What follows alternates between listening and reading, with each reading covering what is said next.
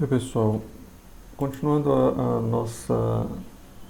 nossa relação entre transformações lineares e matrizes, a gente vai falar mais um pouco sobre esse assunto nesse vídeo de hoje. Na aula passada a gente já fez, de certa forma, o que você pode dizer da parte mais difícil, digamos assim. A gente mostrou uma teoreminha, né, que dizia que dados... Eu não vou escrever logo, não vou reescrever tudo formalmente, mas dadas uma transformação linear de um espaço vetorial V num espaço vetorial W, dadas bases, né, desses espaços vetoriais, a gente lá chamou beta e beta', né, de V e W respectivamente. Então, se você tem uma transformação linear entre dois espaços vetoriais e você tem uma base de cada um, então a gente disse que se você... Enfim, a gente disse que existe uma matriz, e a gente denotou essa matriz com a seguinte notação. A matriz de beta para beta', ela é uma matriz bem bacana, porque essa matriz faz a seguinte coisa. Olha, você pega um vetor Vzinho do espaço vetorial Vzão, escrito na base beta, ou seja, na verdade você pega as coordenadas desse vetor V na base beta. E essa matriz é bacana porque ela faz o seguinte, olha, se você multiplicar essa matriz à esquerda do vetor, né, o resultado dessa multiplicação vai ser as coordenadas da imagem do seu vetor lá em W na base beta'. Tá? Então a gente mostrou que existe uma matriz assim e a prova foi construtiva, né? Na verdade, se vocês lembram, a forma de você construir essa matriz é da seguinte forma: cada coluna, né, aqui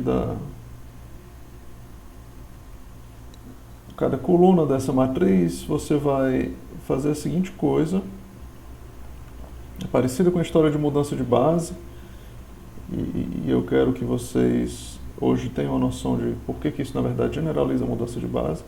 A gente diz que, por exemplo, essa primeira coluna aqui, na verdade, o que você faz é aplica a transformação linear em cima do primeiro vetor da base beta.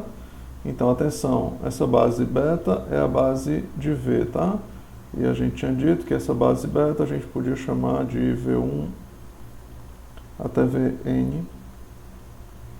Então, esse V1 é o primeiro vetor da base de V, certo?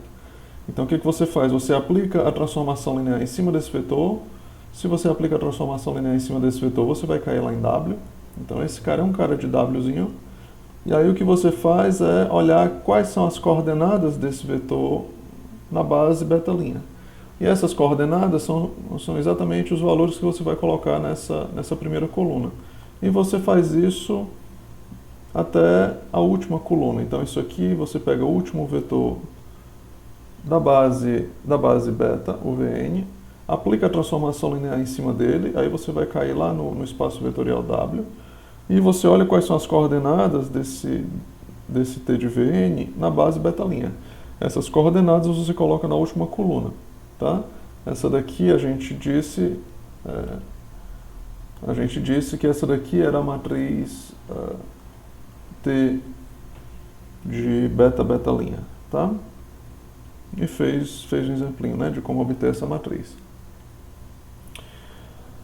Tudo bem? Então, esse resultado, ele diz a seguinte coisa, olha, se você tem dois espaços vetoriais e bases para esses espaços, então existe uma matriz que faz esse papel, né, de converter coordenadas de um vetor do primeiro espaço nas coordenadas da imagem desse vetor lá no outro espaço, tá? Um resultado bem mais simples, mas que é importante a gente mencionar, é o seguinte, é que eu vou botar só como uma observação, talvez.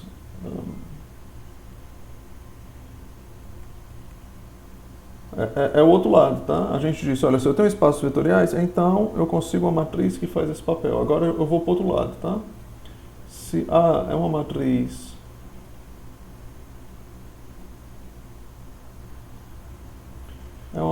M por N, né? Enfim, dimensões quaisquer. Então,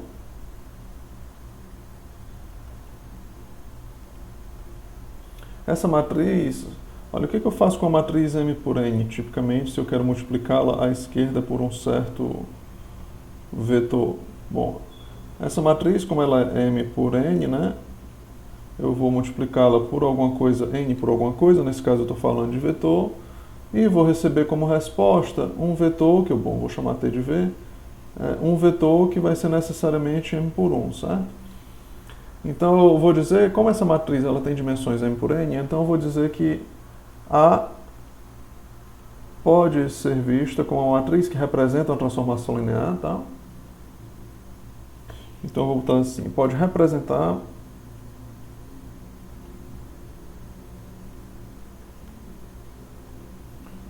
uma transformação linear de Rn, né? Eu estou pegando, multiplicando à direita, né? De Rn em Rm. Da seguinte forma, né?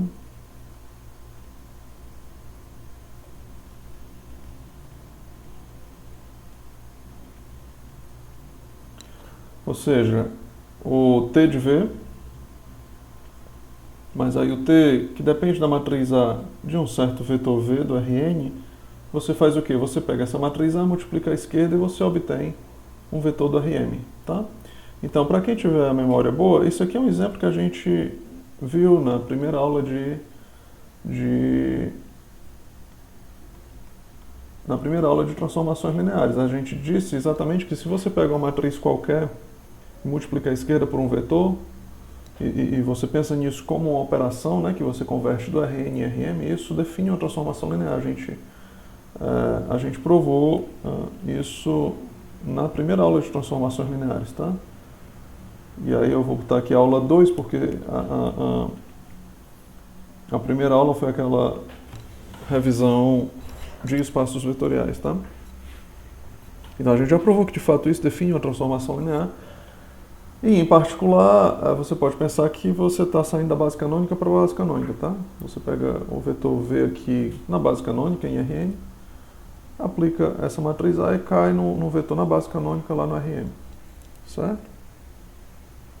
Então tem uma espécie de volta também, né? Toda matriz, ela representa uma transformação linear de Rn em Rm, e o que a gente já tinha visto na aula anterior, que é, de certa forma, um pouco mais difícil, é que dados quaisquer dois espaços vetoriais, não precisa ser Rn e Rm, dados quaisquer dois espaços vetoriais, dadas bases para esses espaços, existe uma matriz que pode representar a transformação linear, como a gente já fez na aula passada e estava relembrando agora, certo? Então tem essa espécie de duplo sentido aí na relação entre transformações lineares e matrizes, certo? Então, só para a gente fazer um exemplo rápido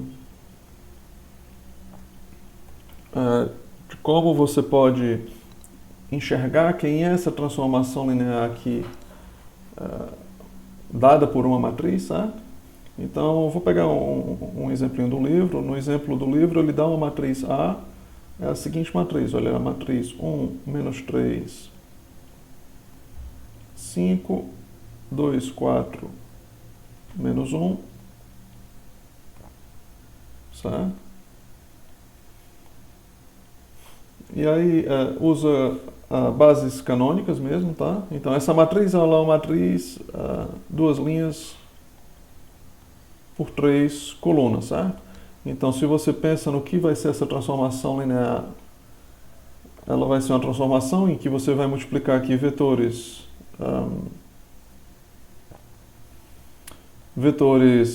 3 por 1, né, para receber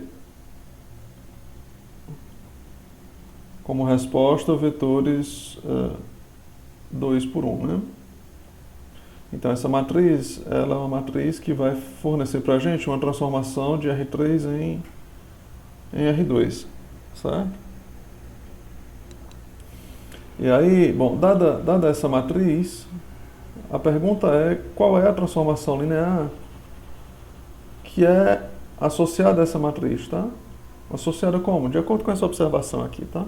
Que na hora que você multiplicar essa matriz à esquerda pelos vetores do seu espaço vetorial de dimensão n, né? Você vai obter um vetor de dimensão n, tá? Então a pergunta é quem é essa matriz quem é essa transformação T de A aqui, certo? Então isso é fácil você fazer. A única coisa que você tem que pensar é como é que vai ser uma representação genérica dessa aplicação dessa matriz em cima de um vetor do R3, tá? Então, para fazer isso, você apenas pega a sua matriz e vai tentar observar o que acontece na hora que você for multiplicar a esquerda por um elemento qualquer do R3, certo? Então, se você faz isso, olha, quem é que vai ser o cara daqui de cima? É o produto puro e simples, né? Então, você vai ter x menos 3y mais 6z, né? Perdão, eram 5, não sei porque que viram 6. Aqui era para ser um 5 e aqui é um 5.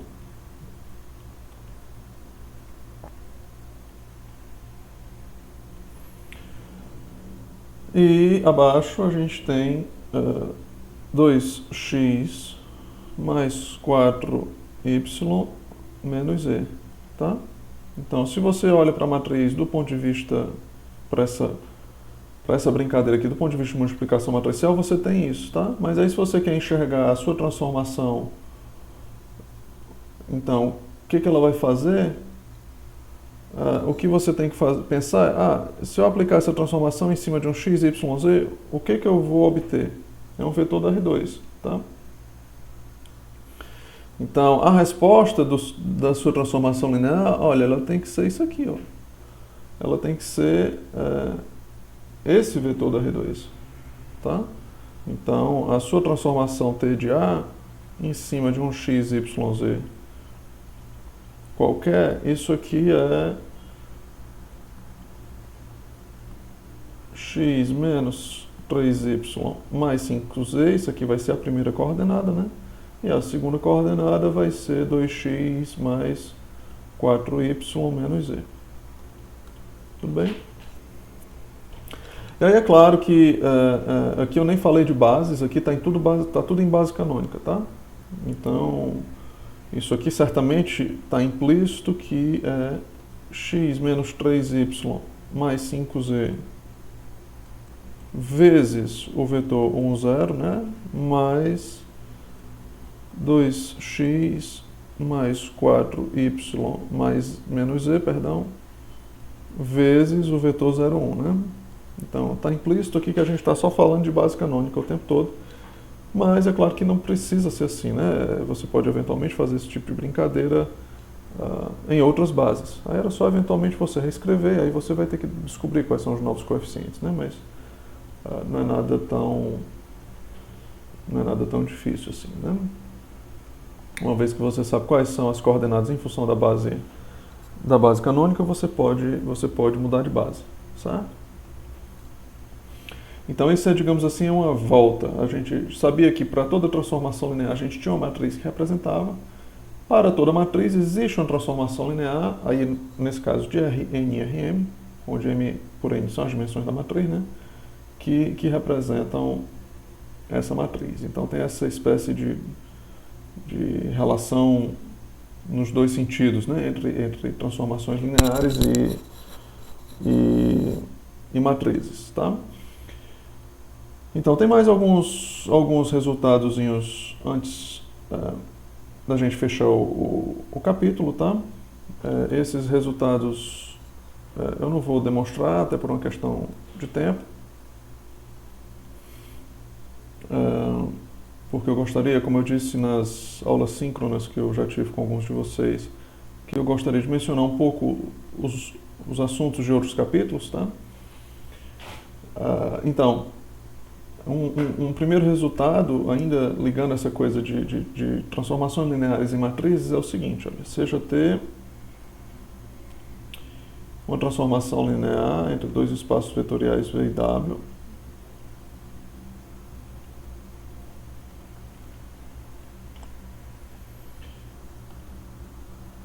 e, assim como no teorema da aula passada, né, sejam beta e beta', bom, vou mudar um pouquinho a anotação do livro, só para manter a anotação do último teorema, tá? Beta e beta', as bases não, quer dizer, bases porque elas não são únicas, né? Bases de V e W, respectivamente.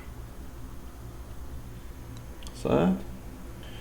Então, bom, a gente já sabe quem é aquela matriz, né, que faz o serviço de aplicar a transformação linear e mudar as bases, né?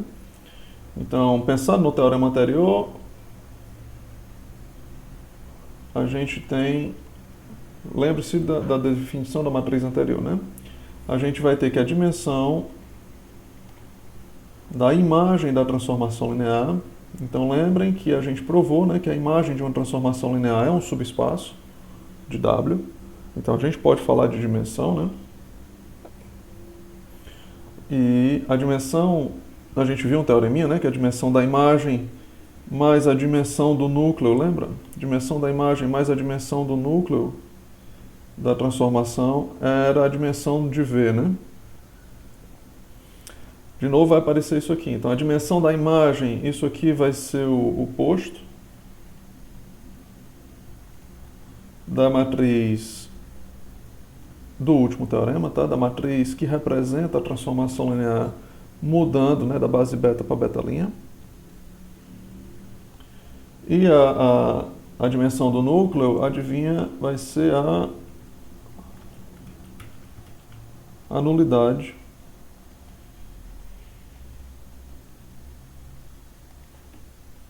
dessa matriz, tá?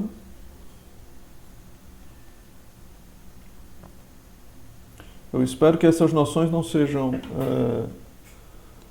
estranhas para vocês, tá? Então, eu imagino que o Nicolas deve ter falado, o posto, né, de uma matriz é aquela coisa, quando você pega essa matriz e passa essa matriz para a versão em escada reduzida, você vai ver quantas linhas não nulas essa matriz tem, tá? Ou seja, quando você aplica o método de Gauss, o Gauss-Jordan, se preferir, você vai ver quantas linhas não nulas essa matriz tem, certo? Quando você faz o escalonamento. E a nulidade é exatamente o número de colunas, né? Que são combinações lineares das outras, né? Se a sua matriz for quadrada, é exatamente o número de linhas nulas, tá? E tem um teoreminha que normalmente a gente fala, eu espero que o Nicolas tenha falado, né? Que na hora que você olha para as colunas da sua matriz, o número de colunas de sua matriz é exatamente a nulidade mais o posto. Tá? Então, nulidade mais o posto é exatamente o número de colunas da sua matriz. Ou seja, se eu estou dizendo que a nulidade é exatamente a dimensão do núcleo, então a nulidade é exatamente o número de colunas menos o posto. Tá? Isso aqui é um teoreminha que normalmente a gente pelo menos comenta, se não demonstra lá na parte de matrizes, né? E resolução de sistema linear. Depois que a gente faz a parte de resolução de sistema linear, isso aqui a gente pode demonstrar. Não sei se o Nicolas fez com vocês, mas tem esse resultado lá, né? Que o número de colunas de uma matriz é exatamente a nulidade menos o posto. E isso se reflete aqui de novo. Na verdade, a gente tem uma matriz que representa a transformação linear, e o que a gente está dizendo é que esse teorema lá de posto e nulidade, dando o número de colunas lá de uma matriz, dessa matriz, na verdade, no fundo é a mesma, ele é bem relacionado com aquele outro teorema que a gente viu, e esse a gente demonstrou, né? Que a dimensão da imagem da transformação linear mais a dimensão do núcleo é exatamente a dimensão de V. Certo? Que seria, entre aspas, o número de colunas. Tá? Essas duas coisas são intimamente relacionadas, como vocês podem ver aqui. Tudo bem? Deixa eu criar uma nova página.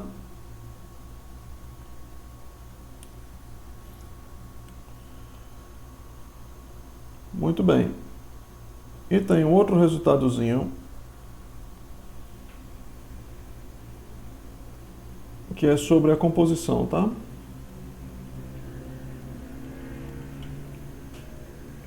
Que é sobre a composição de transformações lineares.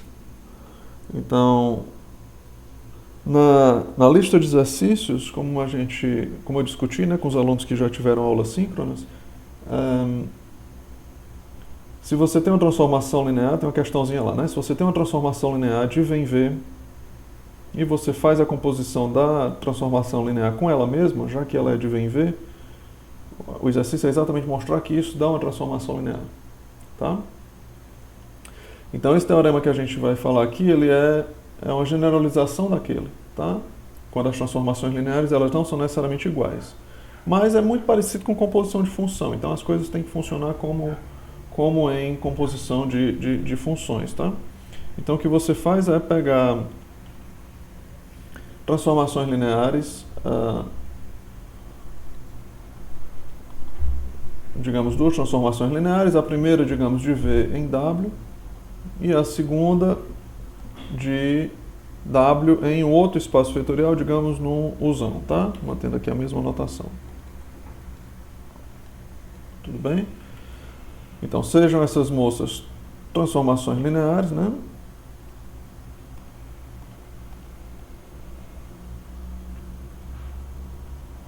E aí vamos pegar bases para esses espaços. A gente tem 3 espaços, né? O V, o W e o U, tá?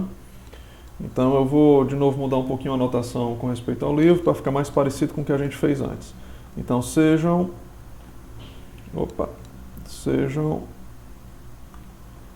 beta linha e beta duas linhas, bases de Vzão, Wzão e Uzão, respectivamente, tá? Ou seja, como antes, né? O beta é uma base de V, o beta linha é uma base de W, o beta duas linhas é uma base de U, tá? Muito bem, então a gente vai argumentar duas coisas. Então,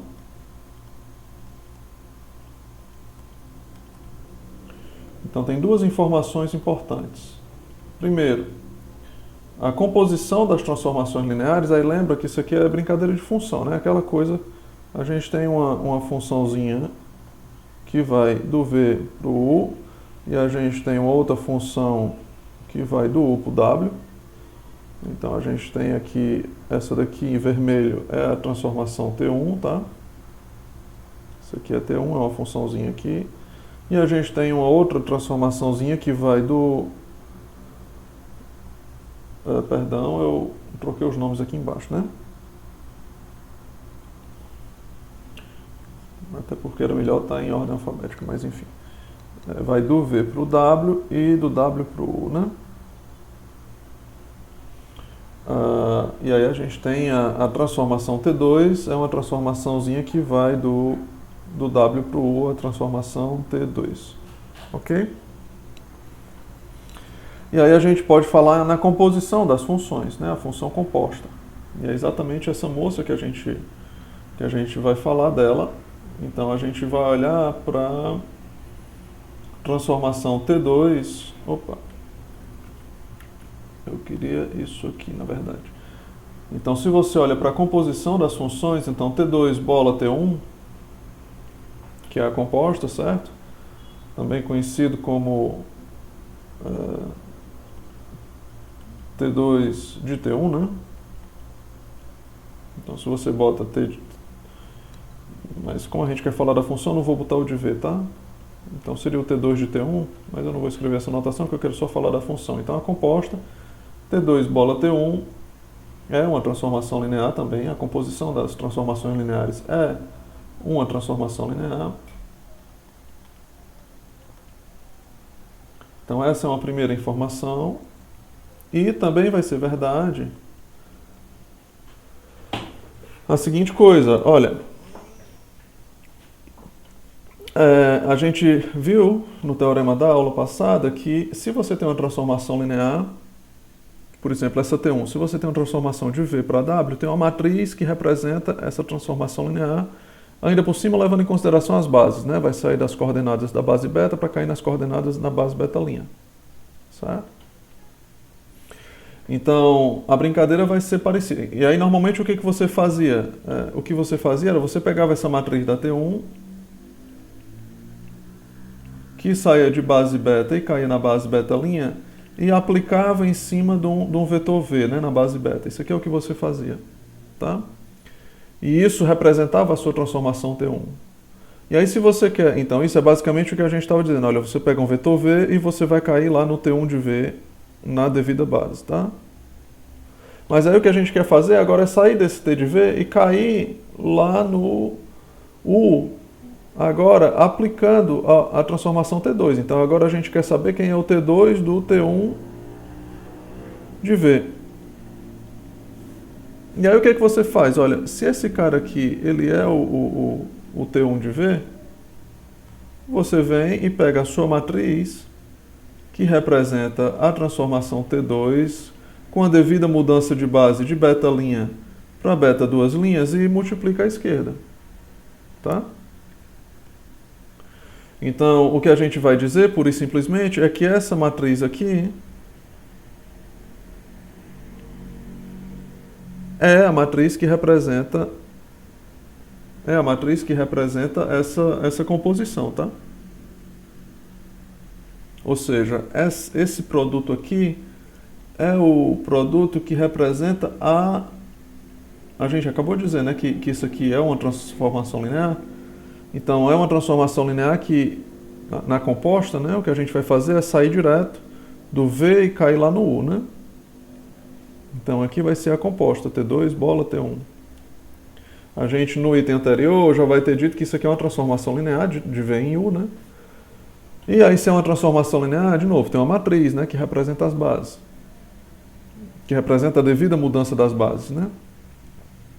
Então, se eu quero saber como é que eu saio da base beta do V e caio direto lá na base beta duas linhas, o que eu posso fazer? Eu posso calcular essa matriz da seguinte forma. Você calcula, como é que você faz para sair de V para W, você calcula a matriz de T1 e pega a matriz de T2 e multiplica à esquerda. A matriz que sai de T2 sai de W para U,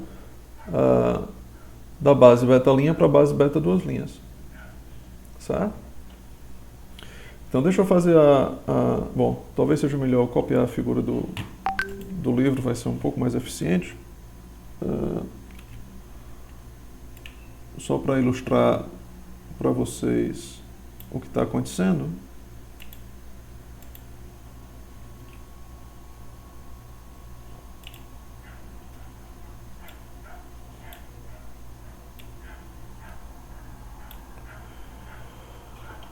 Então, é isso, a gente sai do espaço. O que a gente pode fazer? A gente, esse alfa aqui, né, eu estou chamando, eu mudei um pouco a notação, né? Então, esse alfa, para mim, ele é o beta, na verdade, né? Esse aqui é o beta, o do W é o beta', e aqui eu estou chamando de beta duas linhas, tá? Então, se eu estou aqui em V, representado na base beta, eu posso usar a transformação T1 para cá em W na base beta', e para isso aqui a gente usa a matriz, né, que representa T1 de beta para beta'. E uma vez que eu chegar lá em W, né, que eu tiver aqui, eu posso sair daqui e chegar em U, no espaço vetorial U, na base beta duas linhas, pela transformação T2, tá? E aí para isso a gente tem uma matriz, né, que é a matriz que representa T2 saindo de beta' para beta duas linhas. E a gente sabe calcular isso já. Então, no item 1, né, desse teorema, a gente diz, olha, a composta das transformações lineares, ela é uma transformação linear. Então eu poderia me perguntar quem é a matriz que representa essa transformação linear na hora que eu quiser sair da base beta do V e cair direto lá na base beta duas linhas do U. E aí o que a segunda parte do teorema diz, e eu até já expliquei um pouco porquê, né? É que, olha, essa matriz, na verdade, ela vai ser o que está ali em cima, né? Vai ser a matriz T2 de beta linha, beta duas linhas, multiplicada pela matriz T1 de beta para beta linha, certo? E o argumento para esse segundo item é como eu falei, né? Olha, o que significa pegar isso aqui e multiplicar por um vetor V que está na base beta? Pelo que a gente disse, né? Esse primeiro produto aqui, pelo teorema lá anterior, né? Isso da aula passada, isso aqui vai ser as coordenadas do T de V na base beta linha. E aí isso aqui, obviamente, é um elementozinho de W, né? T1 de V. É um elemento de W. Aí se você tem alguém em W e aplica a transformação T2, que é o que essa matriz faz nas coordenadas beta', o resultado vai ser exatamente o que você queria. Vai ser o T2 do T1 de V nas coordenadas beta', tá?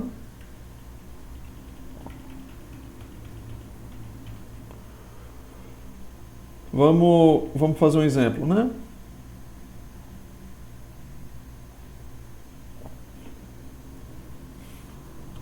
Deixa eu colocar aqui mais abaixo.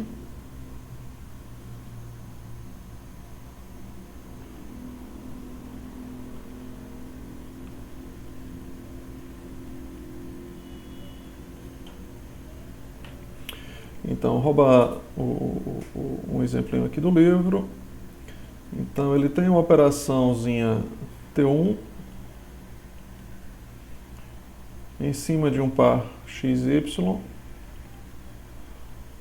que o que ele faz é multiplicar por 2, tá?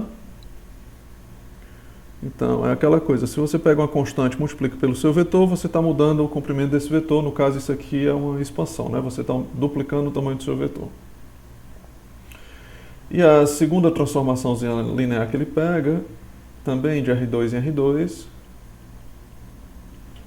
é uma operaçãozinha de cisalhamento, né? Você inclina assim um pouco a sua representação. Então, o que você faz em cima de um XY qualquer, o que você vai fazer é essa operação, tá? Então, você muda a coordenada x, você soma 2y, a coordenada x, e o y você mantém, tá?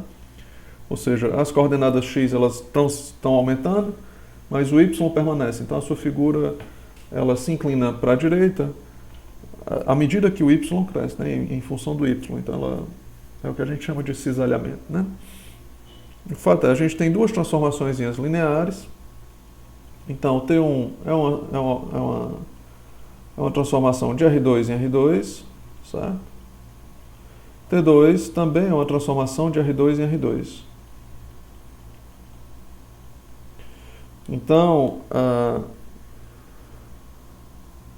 essas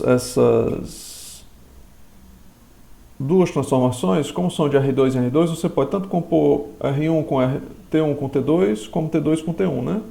A ordem aqui pouco importa, porque afinal de contas tudo aqui é R2. Então a gente tem aqui na prática, né, que todos os espaços vetoriais, o V, o W e o U, pouco importa a ordem que você vai pegar, isso aqui é tudo R2, tá?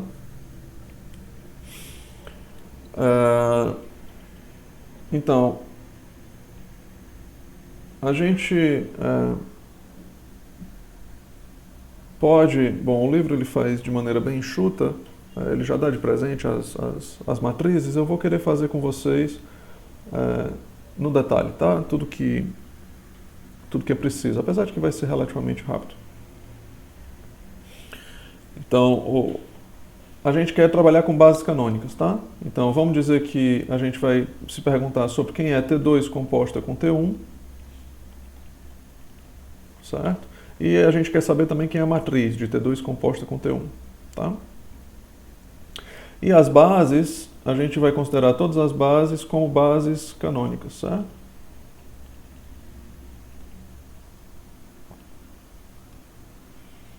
como a gente está no R2, né, a gente vai trabalhar com a base canônica 1001, ok? Então, se a gente aplica o teorema anterior, tá? Bom, a gente já sabe que a composta é uma transformação linear, disso não há dúvida, a gente está querendo saber quem é essa matriz aqui, certo? Então a gente está se perguntando, bom, a composta não tem muita graça, né? Você aplicar só uma função depois da outra. Na verdade, o que é mais interessante, enfim, é a composta, mas o que eu quero é a matriz, tá? Então eu quero a matriz que representa isso aqui de beta para beta duas linhas, ou você pode escrever o base canônica para base canônica, né? Se preferir. Então, o que o teorema diz para a gente? O teorema diz para a gente que você pode primeiro pegar a matriz que representa T1 e depois a matriz que representa T2. E no caso aqui, todas as bases são as bases canônicas, tá? Então, se você for seguir a risca, o que diz o teorema lá da aula passada sobre a matriz T1 que sai da base beta para a base beta linha? Bom, nesse caso, as duas bases são as bases canônicas, né? Como é que você pode obter essa matriz? Então, você vai procurar uma matriz de modo que o que você vai colocar nas colunas da matriz são as coordenadas do iésimo vetor da base. Então todas as bases são as canônicas, tá? Então esse aqui vai ser o nosso V1, esse aqui vai ser o nosso V2. O V1 vai ser igual ao U1, o V2 vai ser igual ao 2, tá? Então, para construir essa matriz, o que você faz? Você aplica a transformação linear em cima do primeiro vetor da base e vê quais são as coordenadas desse vetor, eu estou falando da primeira coluna, tá? E vê quais são as coordenadas desse vetor na base beta linha. Faz a mesma coisa para a segunda coluna, você pega o segundo vetor da base beta, aplica a transformação linear e vê quais são as coordenadas dele na base beta linha, certo? Então, para a gente descobrir quem é essa matriz, vamos lá. Quem é vamos aplicar a transformação T1. Deixa eu voltar para o azul. Vamos aplicar a transformação T1 em cima do primeiro vetor da base. Bom, é a base canônica, né? Todo mundo aqui é base canônica. Então, T1 de 1, 0, o que você faz? Você multiplica por 2 o seu vetor, né? Então, isso aqui vai ser o 2, 0. E você escreve esse vetor 2, 0 em função da base beta linha. Mas quem é a base beta linha? É a base canônica. Então isso vai ser 2 vezes 1, 0 mais 0 vezes 0, 1. Então você olha quais são as coordenadas. É claro que todas as bases são iguais, mas pensem que isso aqui são as coordenadas na base beta linha, tá? Só para tentar pensar como seria um caso mais geral. Então, o que você vem, você pega essas coordenadas e coloca aqui na primeira coluna, certo? E você faz isso também para o segundo vetor da base. Então, você vai aplicar a transformação T1 em cima do 0, 1. E aí você olha o que dá, né? Então, a transformação em cima do 0, 1 é aquela coisa, multiplica todo mundo por 2. Então isso aqui vai dar 0,2, que obviamente vai ser 0 vezes o primeiro vetor da base beta linha, bom, é a canônica, 2 vezes 0,1, você olha para as coordenadas, essas coordenadas vão ser os valores que você bota nas colunas aqui de T1, tá? E aí você pode fazer o serviço parecido para T2. Você vai fazer a mesma coisa, só que usando agora T2, tá? Então, para economizar um pouco de tempo, eu vou só pescar a resposta. Aqui é de beta linha para beta duas linhas, né? Mas, bom, todo mundo aqui é base canônica, então o serviço vai ser bem parecido, né? A única coisa que vai mudar, na verdade, é só a aplicação aqui da função, né? E fazendo as continhas, se o livro não tiver nenhum erro, imagino que não, aqui, a matriz que você deve encontrar é essa daqui. Se você tem a matriz T2 e a matriz T1, então você já vai saber quem é a matriz que faz a composição de T2 com T1 direto de beta para beta linha. Beta duas linhas, perdão. Pelo teoremazinho que a gente acabou de ver, olha, você aplica a transformação T2 em cima... o T2 de T1, né? O T2 de T1 de V, né? Sendo que o T2 e T1, que é bem típico, né, na representação funcional, aqui vai se representar de modo bem parecido com multiplicação de matrizes. Na mesma ordem, né? Da direita para a esquerda, tá? Então, se você faz o produto, né? Se você faz T2 vezes T1, né? Então, se você pega aqui 1201 vezes 2002, o que você vai ter, se você fizer as continhas aí, você vai ter 2402, tá?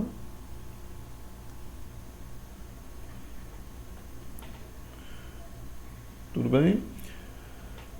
Então, do ponto de vista de composição, não tem muito segredo. Se você aprendeu a calcular a matriz, essa matriz, né, por exemplo, que representa a transformação linear de uma base para outra, fazer a composição, o único cuidado que você tem que ter é com a ordem. Se você aplicar a ordem correta, fizer o produto das matrizes corretamente, não tem muito segredo. Tudo bem?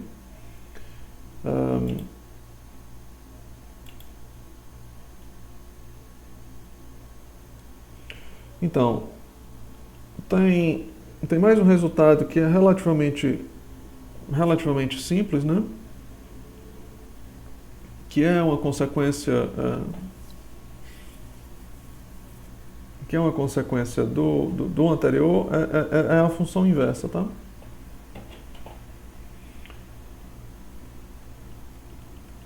Esse corre de corolário, tá? Então, se você tem uma transformação linear entre dois espaços vetoriais, se T de Vem W é uma transformação linear, aí você pode dizer bijetiva, né?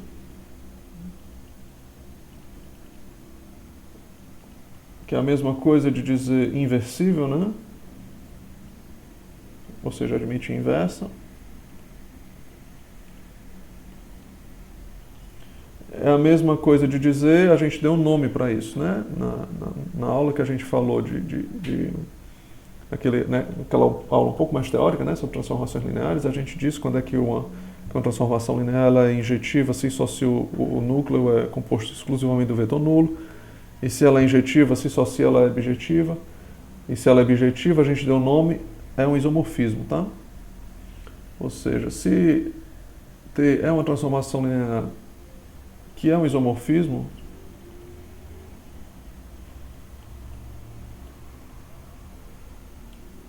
de Vem W, tá? A gente deu esse nome de isomorfismo, foi para transformações lineares bijetoras. E lá vou eu de novo mudar para manter a mesma notação. E beta' são bases de V e W, respectivamente. Então, duas coisas de novo, né? Nenhuma delas muito surpreendente.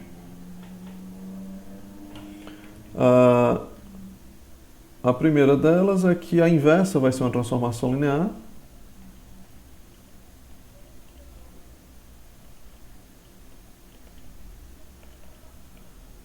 Mas, obviamente, isso aqui, se você quiser fazer no detalhe, carece de demonstração, né? Precisa mostrar que as propriedades de transformação linear são satisfeitas, tá? O fechamento para soma e para multiplicação por escalar, tá? Fechamento entre aspas, né? Assim, o T da soma é a soma dos T's e o T de alfa vezes um vetor é alfa vezes o T do vetor. No caso, o T é o T a menos 1 aqui, né?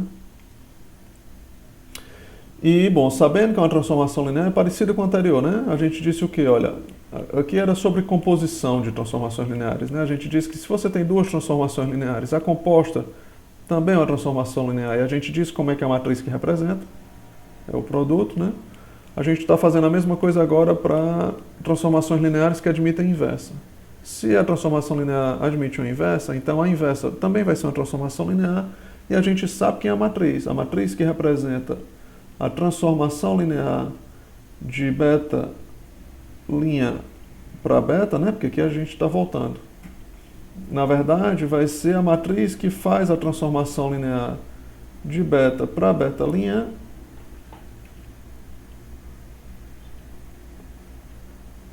invertida. A inversa da transformação linear, tá? E, bom, tenham um cuidado, né, que aí você vai precisar mostrar que se a matriz admite inversa, então essa matriz, perdão, se a transformação linear admite o inverso, então essa matriz também admite o inverso. Mas sabendo que ela admite o inverso, é relativamente fácil de ver que essas matrizes são iguais, porque lembra que essa matriz T de beta para beta linha, quando aplicada em cima de um vetor V representado na base beta, o que você tinha como resultado era o T de V, né? O T de V na base beta linha, tá? E aí você vai se perguntar, olha, quem é essa matriz aqui? Que quando você pega e multiplica a esquerda por alguém, você tem a imagem que você tinha antes. Sabendo que a função, ela é... Lembra que é aquela coisa, né? O V, ele aponta para o T de V graças à função T, mas se essa função ela admite inversa, é brincadeirinha de função, né? O T a menos 1 do T de V, isso aqui tem que ser o próprio V, tá? Então, significa o quê? Se essa matriz representa a função inversa, significa que se você aplica a matriz que faz a volta, né, de beta linha para beta em cima do T de V, que vai estar lá na base, a resposta disso aqui deveria ser o V. Ora, mas se a resposta disso aqui deveria ser o V, é só você pensar que você está multiplicando isso aqui dos dois lados, tá? O T a menos 1 de beta linha para beta vezes o T, para que a resposta disso aqui seja só essa parte, seja só o V, o que você vai precisar, na verdade, é que o produto dessas duas matrizes aqui seja a matriz identidade. E isso só vai funcionar, né, se uma for a inversa da outra. Tá? É daí que você pode deduzir essa parte de baixo, tá? Opa, aqui eu queria deixar esse beta aqui. Tudo bem, e aí é claro que, bom, tem outro enunciado, mas acho que não faz muito sentido entrar em muito detalhe, né? Bom, se você tem uma transformação que ela é inversível, a matriz que representa essa transformação, ela admite inversa. E dizer que admite inversa, isso aqui é se e somente se o determinante dessa matriz é diferente de zero, certo? Você só tem inversa se o determinante dessa moça... Opa, faltou de beta para beta linha. Mas isso aqui é conteúdo antigo, né? De que uma matriz ela admite inversa se só se o determinante é diferente de zero, tá? Mas o interessante é que é o outro lado, né? Que se você pega a matriz que faz a transformação linear de um lado, assim, de um espaço vetorial em outro, fazendo a mudança de base, e essa matriz tem um determinante diferente de zero, esse lado é que é o mais interessante, né? Se o determinante deu diferente de zero, então é porque ela tem inversa. Se ela tem inversa, você pode fazer essa brincadeira. Se você pode fazer essa brincadeira, então você deduz que a sua transformação linear ela é inversível, tá? Então a parte mais interessante, esse se somente se aqui é um outro corolário, tá? Um outro resultado do livro. Mas o mais interessante desse segundo resultado é a volta, digamos assim, né? É que se você consegue argumentar que o determinante da matriz que representa a transformação linear é diferente de zero, então você ganha de graça que ela é uma matriz inversível. Tá? É uma forma de você provar que ela é inversível. Você não precisa necessariamente mostrar que ela é injetiva ou sobrejetiva.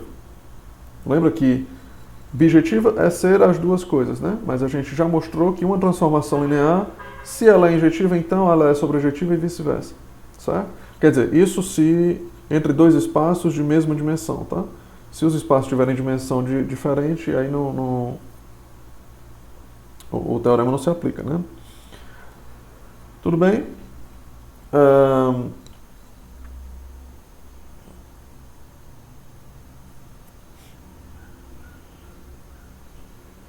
Olha, isso praticamente fecha